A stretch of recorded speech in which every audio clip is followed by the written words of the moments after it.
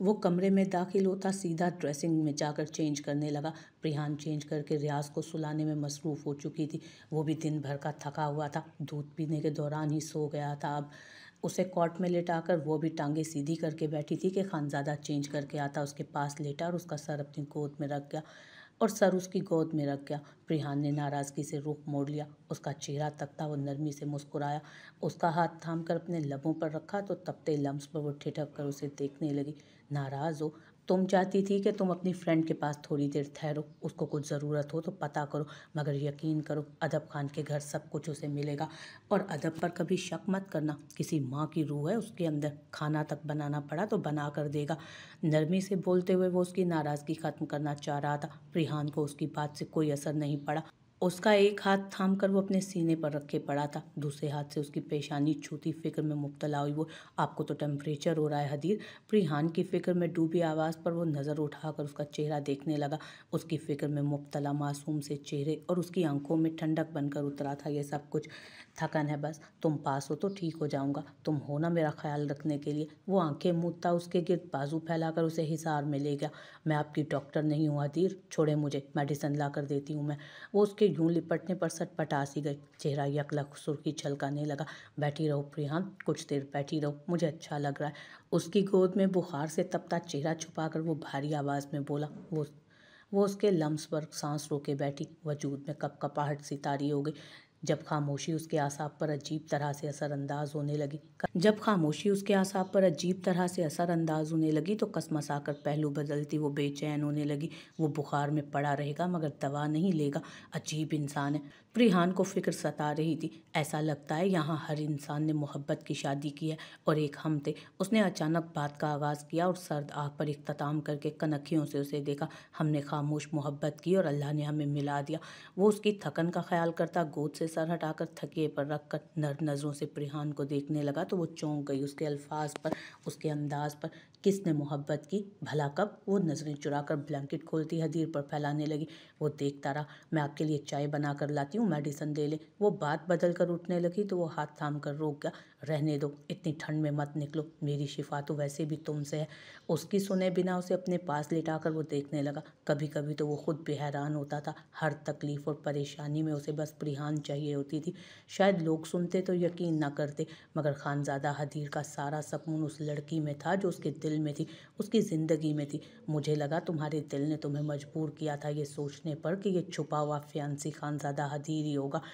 तुम इस बात को सोचती मेरे ऑफिस तक आ गई थी और जब मैंने इनकार किया तो तुम मायूस हो गई। तुम्हें क्या लगता है वो सब क्या था? महज इत्तफाक? उसके गिर्द बाजू फैलाकर हिसार कायम करता वो मुस्कुराहट दबाए बोल रहा था। प्रिहान खिफ़त ज़दा हुई।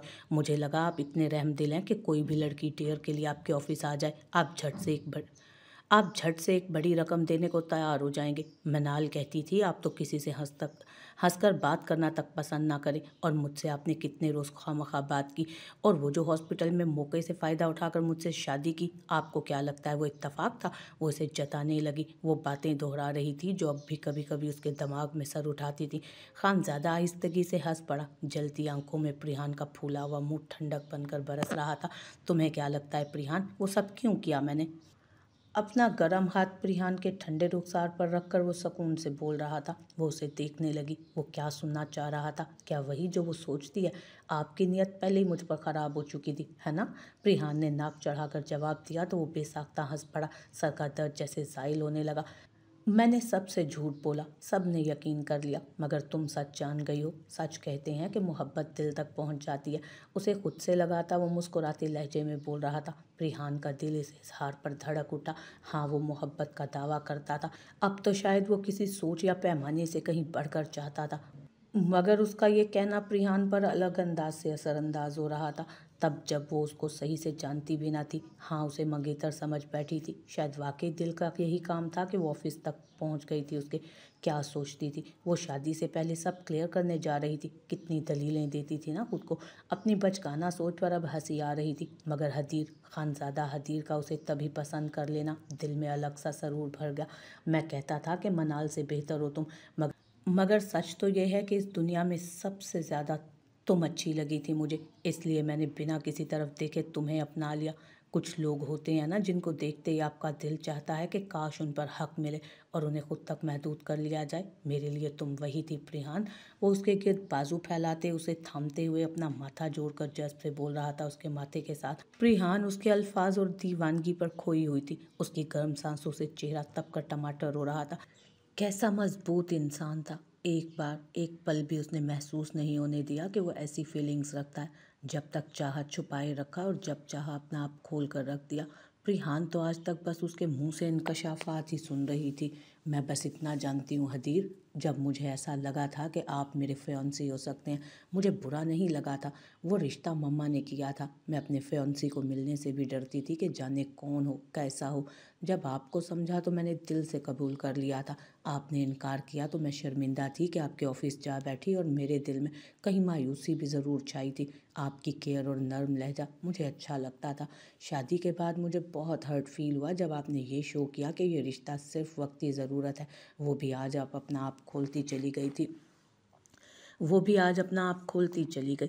मियाँ बीवी के ताल्लुक में एक लम्हा ऐसा होता है जब एतबार की आखिरी सीढ़ी पर कदम रखते ही हर बात कह देना और हर राज खोल देना ज़रूरी होता है।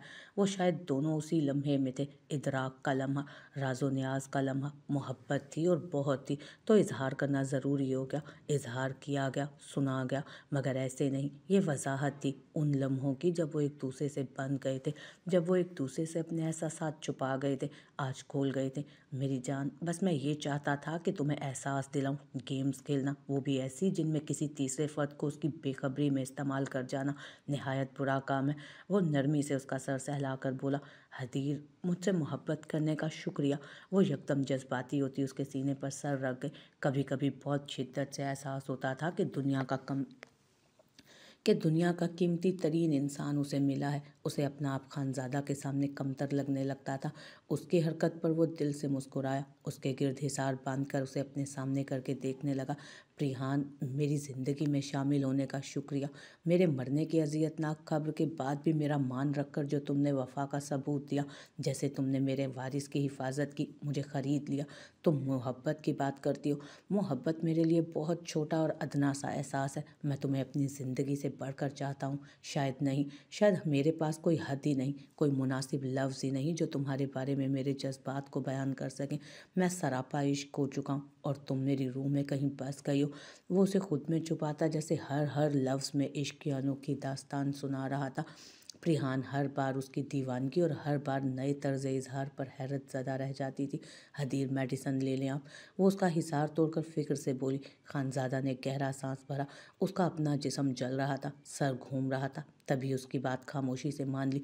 वो जल्दी से उठकर बाहर गई। लाउंज में अभी भी मुलाजमीन फैलावा समेट रहे थे। उसने दूध गर्म करवा कर फर्स्ट एड बॉक्स से फीवर की मेडिसन ली और वापस रूम में आ गई। सॉफ्ट लाइट ऑन करके उसके पास पहुंची। गर्म दूध और मेडिसन देकर रियाज को जगह अपने पास बनाकर उसे सुलाया। वो मेडिसन लेकर ग्लास टेबल पर रखता अपनी जगह लेटकर प्रिहान के लिए बाहें फैला गया। वो झींकती हुई उसके साथ सिमट कर सो गई। ये मेडिसन तुम्हारे इत्मीनान के लिए ली है, मगर मेरी दवा तो तुम हो। वो उसे खुद में भींच कर नरमी से बोलता उसके बालों में मुँह छुपा गया। प्रिहान सिमट सी गई। वो इतना कैसे चाह सकता था कि वो एक ही इंसान को हर बार नए अंदाज में कैसे चाह लेता है। वो उसके नाजुक सर्द वजूद को अपने जलते हिसार में भींचे जैसे राहत महसूस कर रहा था। उसके चेहरे के नर्म ठंडे नकूश को अपने झुलसते हुए लम्ब से तपा रहा था। प्रिहान उसके लिए शिफा थी, उसकी कैद थी, उसका इश्क थी, और वो बाहर से अपनी कैद में लेकर उस पर इश्क के अनोखे रंग निछावर करता जाता था। उसे अपनी चाह में संवारता जा रहा था। हर दिन उसके हुस्न में निखार आता जा रहा था। वो मुकम्मल और खूबसूरत लड़की चाहे हवेली की बाकी बेहद हसीन लड़कियों जैसी नहीं थी। बेशक वो पूर्वा जैसी बेतहाशा हसीन, दिलकश और सरूकत नहीं थी, मगर खानज़ादा हदीर के लिए प्रिहान के मासूम से नक्श, खूबसूरत चमकती शहद रंग आंखें दुनिया का सबसे हसीन मंजर थी।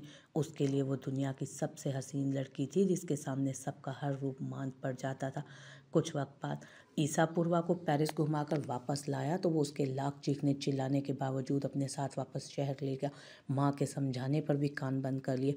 मैं इसके और अपने दरमियान कोई तीसरा फर्द बर्दाश्त नहीं कर सकता। यहाँ इसकी तवज्जो बढ़ जाती है। उसकी एक वही रट थी। आगा जान ने डांट टपट कर इजाज़त दे दी। पहले भी कब हवेली में रहता था वो। पूर्वा के शौक पर उसका कॉलेज में एडमिशन करवा दिया। दिन के वक्त वो ऑफिस और पूर्वा कॉलेज जाती। शाम के वक्त दोनों के पास एक दूसरे के अलावा कोई ना होता और यही ईसा की चाह थी। वो खुश था तो पूर्वा भी खुश रहने लगी। खानज़ादा हदीर गुजरते वक्त के साथ इलाके का सर्द और सख्त तरीन सरदार मशहूर होता जा रहा था। जिरगा में उसके पैर रख लेने पर ही सब वहशत में मुब्तला हो जाते थे। वो ना किसी से मशवरा लेता ना किसी की बात सुनता। बस एक बात तय थी, उसके फैसले हक और इंसाफ पर मबनी होते। अब वो वन्नी के लफ्ज़ पर ही भड़क उठता था। उसकी इस संजीदगी और सख्ती पर उसके दुश्मनों में इजाफा भी खूब हुआ, मगर उसे हर हाल में अपनी और हवेली वालों की हिफाजत करना आती थी। बिला वजह दुश्मनियों और रोक टोक ने उसके मिजाज में पत्थरों जैसी सख्ती पैदा कर दी थी। उस वक्त भी वो किसी जिरगे से वन्नी का फैसला रद्द करके लौटा था। कसास में पैसा या ज़मीन लेने का फैसला ज़बरदस्ती मनवा कर वो पुरसकून सा वापस आया। क्या बात है अदब खान, वापस जाने की जल्दी है क्या? अदब खान का हवेली के फाटक पर रुकते ही अपने घर वापस जाने की जल्दी पर वो अबरू उचकाकर उसे देख रहा था। अदब खान खज्जल सा हुआ। आप जानते तो हैं खानम घर पर अकेली होती है पूरे दिन में।